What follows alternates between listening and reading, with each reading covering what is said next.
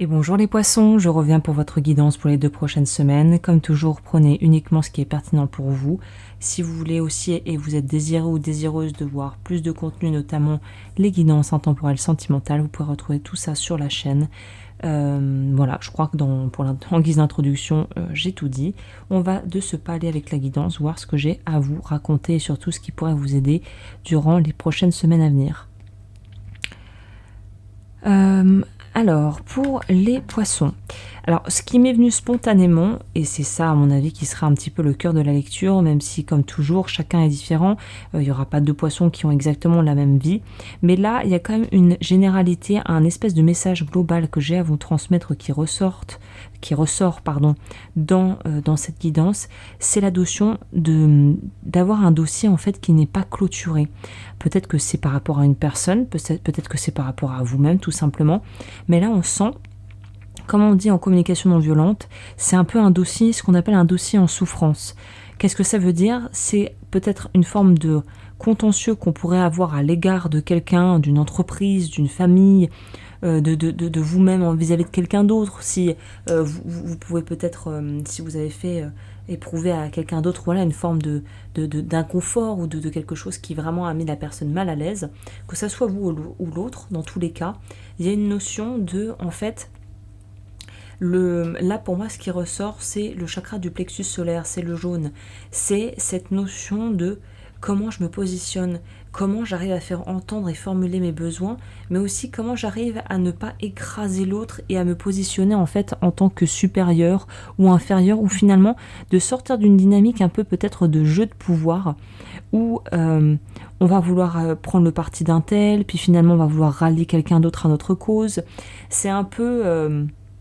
si je pouvais vous donner un exemple un peu bateau, mais c'est la personne, voilà, comme on dit, c'est toujours le cordonnier le plus mal chaussé, c'est la personne qui est à fond, voilà, dans le développement personnel, qui ne jure que par ça, qui s'est formé à tout un tas de pratiques, voilà, qui est coach peut-être même dans un domaine spécifique, peut-être que c'est quelqu'un qui s'est spécialisé dans les relations amoureuses, qui est devenu coach, qui a fait tout un tas de formations et qui a une vie sentimentale déplorable ou inexistante par exemple, vous voyez, c'est un peu cette chose où le cordonnier est le plus mal chaussé, en fait ce qu'on voudrait incarner ou ce que quelqu'un veut nous montrer d'elle ou de lui, en fait n'est pas du tout raccord avec qui elle est vraiment cette personne.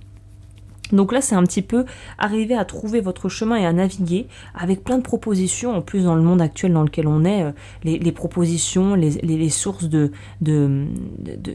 qui en fait qui vont un petit peu stimuler plus qu'un petit peu, qui vont vraiment aller chercher nos compulsions, notre envie d'avoir que nos besoins ou nos désirs soient remplis immédiatement, ces espèces de stimuli qu'on a partout, la lumière dans les magasins, où sont placés les aliments, enfin voilà, les produits, à quelle hauteur, les pubs à la radio, les pubs à la télé, les pubs sur l'ordinateur, les pubs sur YouTube, les pubs dans les films, les placements de produits, hein. En fait, on est farci quotidiennement, à part si on arrive vraiment à pouvoir écarter ça, et je pense que c'est très dur à partir du moment où on est un être humain qui vit dans un pays où il y a internet et le téléphone.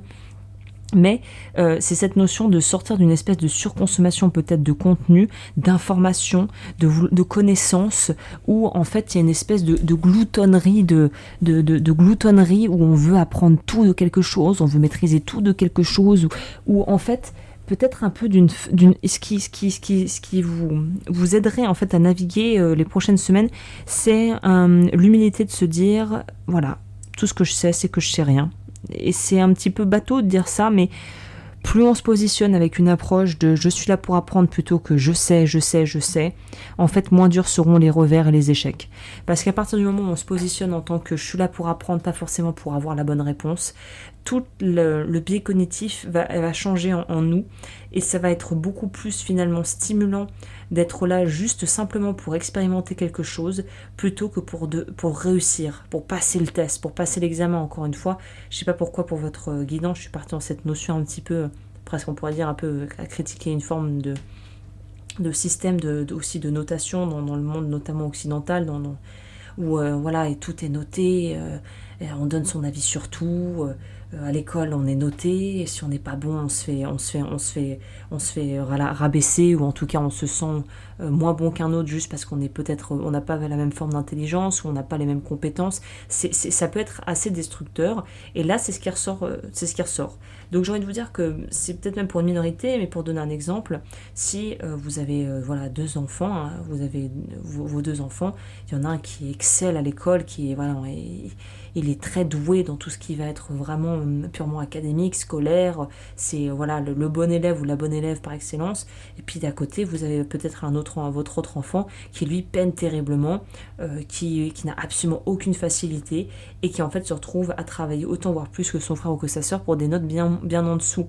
Et c'est cette notion de se dire, bah oui, en fait tous les deux font ce qu'ils peuvent à leur niveau, tous les deux ont des ressources différentes qui leur permettent de pouvoir justement s'intégrer ou non dans un système qui est ce qu'il est, qui est tout à fait questionnable, mais là c'est pas le sujet, mais c'est de se dire, bah en fait je les aime tous les deux, peut-être de façon différente, mais mes deux enfants je les aime, et c'est pas parce qu'il y en a un qui est excellent à l'école et que l'autre est vraiment une brêle que je vais pas les aimer. Donc il y a cette notion de pouvoir aussi accepter la nuance et accepter, bah oui en fait, on est chacun, on arrive avec un bagage, on arrive avec des aptitudes, et voilà, tout le monde ne sera pas appelé à être Mike Tyson, quoi, à être un champion de boxe, ou un champion ou un chef de cuisine étoilé. Et à un moment donné, il faut faire preuve un peu de bon sens en fait, c'est-à-dire que on peut encourager les gens qu'on aime à aller vers leur passion, vers ce qui les aspire, vers ce qui les motive. Et peut-être que, vous aurez jamais pour vocation à être, je sais pas, Alain Ducasse, mais c'est pas pour autant que vous n'avez pas le droit d'apprendre la cuisine et d'expérimenter ce qui vous fait plaisir. Mais après, il faut arriver à poser la mesure. Et en fait, c'est ça toute la nuance et la difficulté ici dans ce tirage, c'est où est-ce que je positionne la barre du satisfaisant.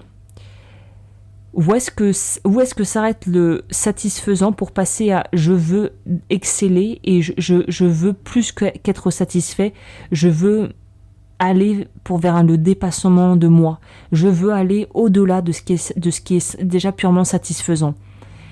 Et là, c'est encore une fois un choix très personnel, il n'y a pas de reproche là-dedans, il n'y a pas de bien ou de mal, mais voilà, c'est peut-être cette petite fine ligne démarcation entre est-ce que je veux juste satisfaire mes besoins et les remplir, est-ce que je veux me dépasser, est-ce que je veux exceller, ou est-ce que je veux encore plus. Et là c'est très personnel, c'est individuel, c'est une question vraiment que vous pouvez vous poser, c'est à partir d'où le besoin est satisfait, et à partir d'où en fait c'est juste un bonus, c'est juste un plus, c'est juste la cerise sur le gâteau, mais finalement le gâteau il est déjà là, quoi. Et ça peut valoir dans vos relations, ça peut valoir dans votre vie professionnelle, c'est quand est-ce que assez est assez. Je dirais que si je devais vraiment résumer la chose de façon la plus synthétique possible, c'est ça, c'est quand est-ce que assez est assez. Et quand est-ce qu'on en a... Et puis en fait c'est ça l'expression, on n'en a jamais assez. Donc c'est quand est-ce que je suis satisfait ou satisfaite déjà de ce que je fais en fait. Et de se dire, et de s'en féliciter en fait. Et peut-être de sortir aussi de cette notion de forcément tout a une explication, tout a un sens, tout doit être décortiqué. Peut-être qu'après tout non, peut-être qu'après tout non. Peut-être qu'en fait, il n'y avait pas de sens derrière ça. Peut-être que si quelque chose n'a pas marché, ça n'a juste pas marché. On peut essayer de trouver tout un tas de raisons pour lesquelles ça aurait pu marcher, ça n'a pas marché. Et il n'y a pas à se poser la question. Et inversement, ça a marché. On est arrivé avec le bon concept au bon moment, on a tout déchiré. La façon la plus simple de sortir d'une forme de syndrome de l'imposteur en se disant punaise, mais pourquoi ça a marché pour moi, pas pour machin, c'est de se dire c'est juste ça en fait, la vie est juste ce qu'elle est. C'était le moment. C'est comme aujourd'hui, il peut pleuvoir et il peut faire beau. Il n'y a pas d'explication derrière absolument tout ce qu'on vit. Et en fait, juste accepter les choses pour ce qu'elles sont et dire merci quand ça se passe bien, c'est amplement suffisant. Donc voilà un petit peu la couleur de ces 2 prochaines semaines. Moi je pense que je vais m'arrêter là, c'est déjà pas mal complet. Je vous remercie d'avoir passé ce moment avec moi. N'hésitez pas comme toujours à liker, à commenter, à vous abonner, à partager cette vidéo si vous pensez qu'elle peut être utile, à me rejoindre sur Patreon pour voir plus de contenu exclusif, et n'hésitez pas à aller sur agneslowens.com qui est mon site en ligne. Sur ce, moi je vous dis à très vite pour de nouvelles vidéos et de nouveaux podcasts. D'ici là, prenez bien soin de vous.